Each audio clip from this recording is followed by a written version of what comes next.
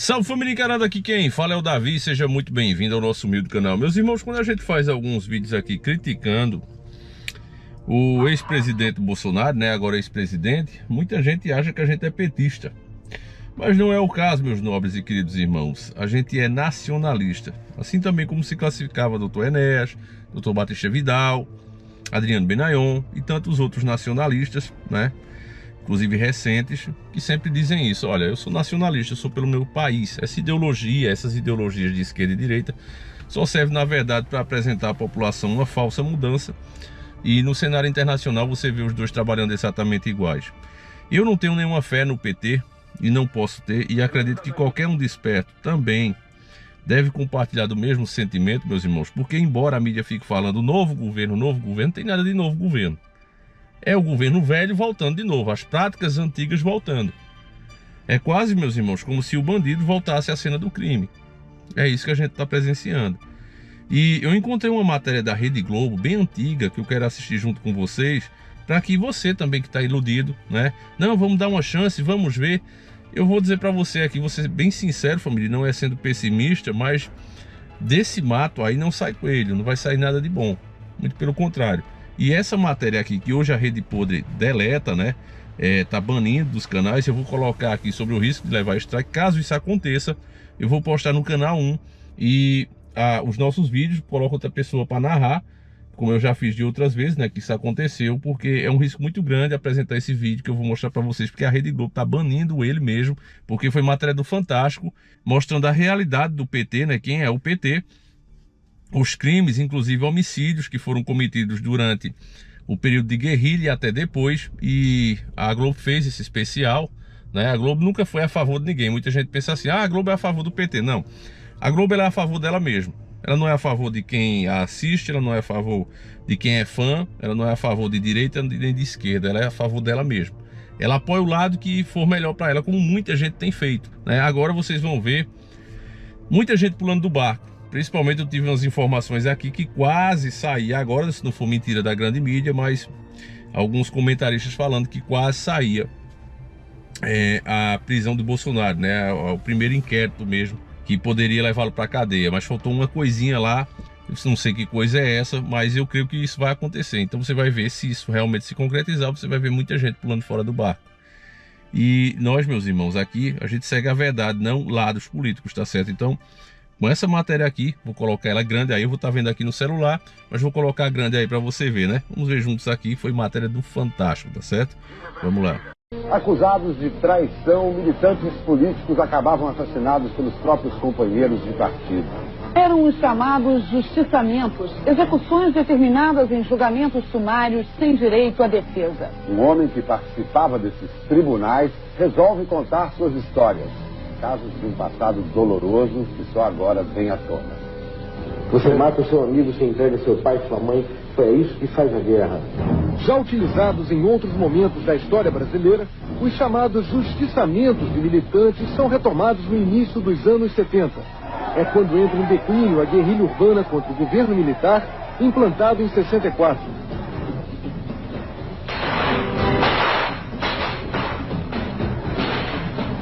O assassinato do ex-militante comunista Salatiel Teixeira Rolim, o chinês, foi provavelmente a última ação de justiçamento promovida por grupos guerrilheiros que atuaram no Brasil nas décadas de 60 e 70. Acusado de desviar dinheiro do Partido Comunista Brasileiro Revolucionário e de delatar companheiros, Salatiel foi julgado e condenado por um tribunal revolucionário.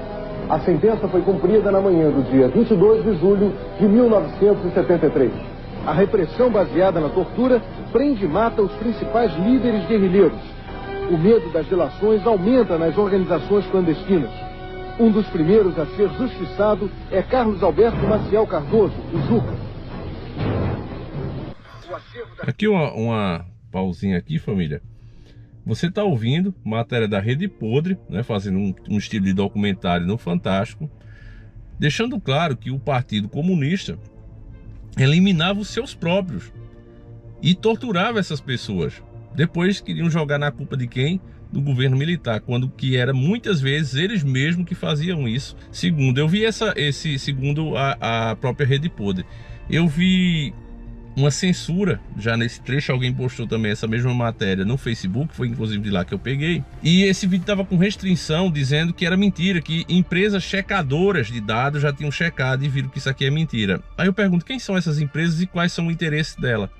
Porque aqui você está vendo atestado médico, você está vendo os fatos históricos e os caras dizem que é mentira. Como assim é mentira? O Brasil está vivendo uma censura, meus irmãos, e as pessoas não estão percebendo. Vamos lá, vamos continuar. O acervo da repressão que está no Arquivo Público do Rio de Janeiro revela que Cardoso foi preso em 71 e fugiu no dia seguinte. A pessoa chegou a reconhecer que tinha sido presa e tinha feito um acordo com a repressão de voltar para entregar a organização. Então a organização justiçou ele. No dia 13 de novembro, 4 dias depois da prisão, Cardoso foi morto num subúrbio do Rio. Terroristas que pretendiam promover uma revolução socialista no Brasil nos moldes do regime implantado em Cuba. Esses grupos eram formados por pessoas que hoje fazem parte da política nacional. Entre eles, Dilma Vana Rousseff, integrante das organizações guerrilheiras Polop, Colina e VAR Palmares. Julho de 1968, Major Edward é assassinado com 10 tiros pelo Comando de Libertação Nacional após ser confundido com o captor de Che Guevara. Julho de 1968, Dilma Rousseff era uma das líderes mais ativas do Comando de Libertação Nacional. Qual o grau de envolvimento de Dilma nesse crime? A imprensa buscou obter essa informação, mas por determinação do Superior Tribunal Militar, o processo de Dilma, que antes era público, foi separado dos demais e trancado num cofre.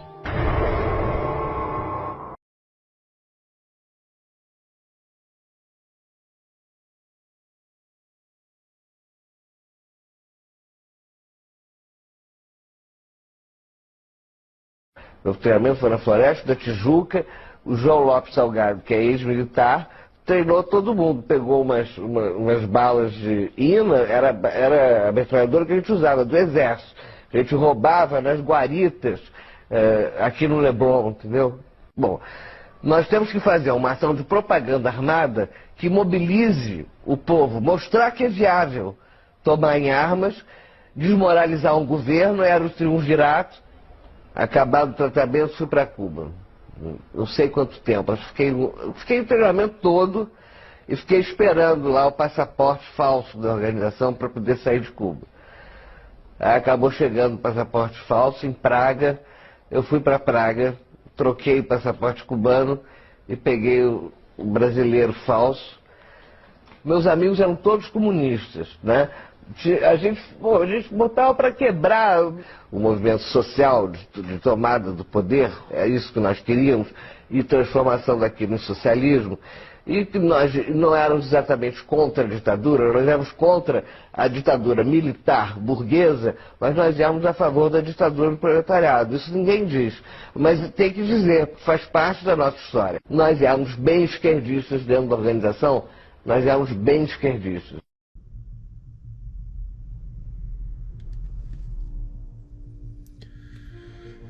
Família, aqui encerra, né? Ele é pequenininho esse trecho aí,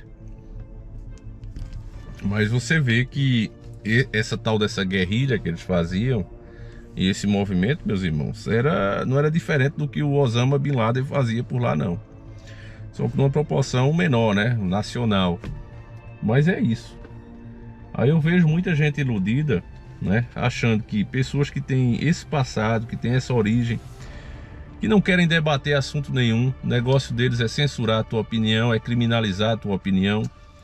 Eu estava vendo agora que acho que é Paulo Figueiredo, o Fiuza, que já estava com problema, né? E o outro que o pessoal chama de Codorna, que eu também não lembro o nome dele, a Codorna de óculos, tiveram as suas redes sociais banidas, meus irmãos. Eu sei que aqueles caras falam muita bobagem, mas você banir os caras assim, eu acho totalmente errado. Se o cara falou uma fake news, que ele seja processado pela fake news.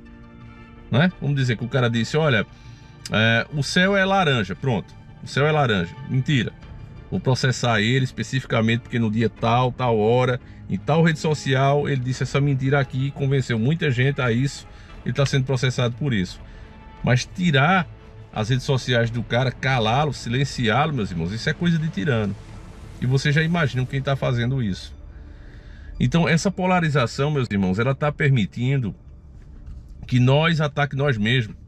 Porque quando faz isso com um jornalista, quando faz isso com uma pessoa, um canal, uma página, está fazendo com o povo. Embora muitos não mereçam, né, ser chamados assim de representantes do povo, é o que são. Mesmo que esteja fazendo isso ruim, né, afinal de contas tem médico ruim, tem cidadão ruim, toda profissão tem aquele lado ruim. Mas aí quando você cria esse tipo de jurisprudência, principalmente quando é o Supremo que age, ele cria uma jurisprudência e fica as portas abertas para os caras fazerem o que querem, meus irmãos.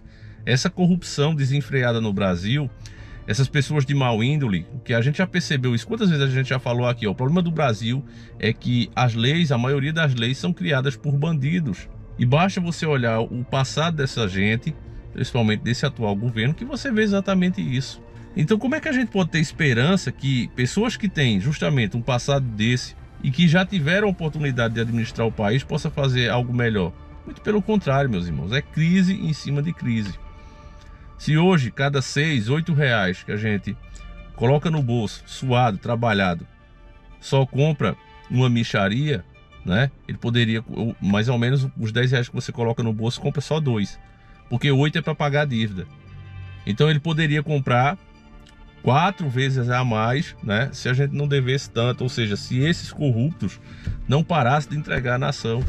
E as pessoas continuam com esperança neles, família. Então, quando eu bato a real aqui para vocês, que a gente precisa ficar atento, que a gente tem que lutar por pautas e não por esses caras, porque de todos os lados, e principalmente nesse que está aí agora, a coisa realmente é complicada, o buraco é mais embaixo, meus irmãos. É quase como se fosse, imagine mais ou menos assim, como se fosse o PCC tomando conta do Brasil, meus irmãos. Já tem uma conversa aí que por enquanto está como um boato, né?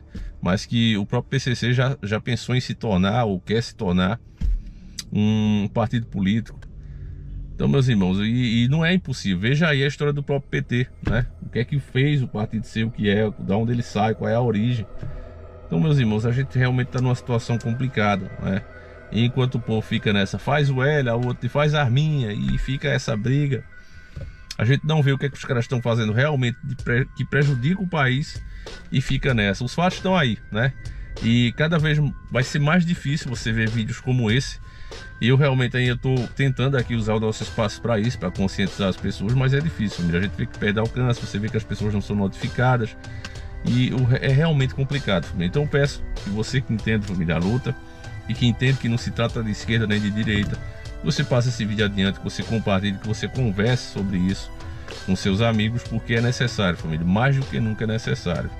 E se a gente não aproveitar essa janela que é as redes sociais, se a gente permitir que essas leis arbitrárias sejam criadas sem protesto, sem nada, a situação só tende a piorar. Então é isso, meus irmãos, fiquem todos com Deus, que Ele guie e acompanhe cada um de vocês. Um abraço e a gente segue junto. Fui!